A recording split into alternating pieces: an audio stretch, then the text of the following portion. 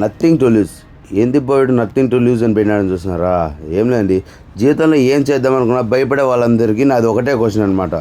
అసలు నీకంటూ కోల్పోవడానికి ఏమైనా ఉందా? మీ దగ్గర ఏమి కూడా లేనప్పుడు ఎందుకు భయపడుతున్నావు నాకు అర్థం కాదు. డబ్బు లేదని మాత్రం అనొద్దండి. డబ్బులు అనేది సిల్లీ క్వశ్చన్ అనమాట.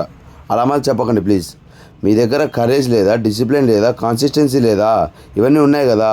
ఈ మూడింటితో చాలామంది సక్సెస్ అయిన వాళ్ళు కూడా ఉన్నారు. అలాంటప్పుడు మీరెందుకు భయపడుతున్నారు? నేను అడిగేది ఒకటే ప్రశ్న, మీకంటూ ఈ మూడు ఉన్నప్పుడు, డిసిప్లిన్ ఉన్నప్పుడు ఎందుకు భయపడ్డాము? ఈ మాట గుర్తుపెట్టుకోండి. మీ దగ్గర కోల్పోవడానికి ఏమి కూడా లేదు ఇప్పుడు.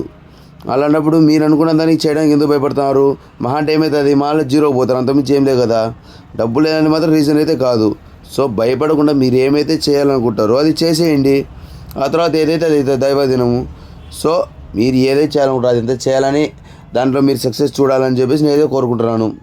Signing off.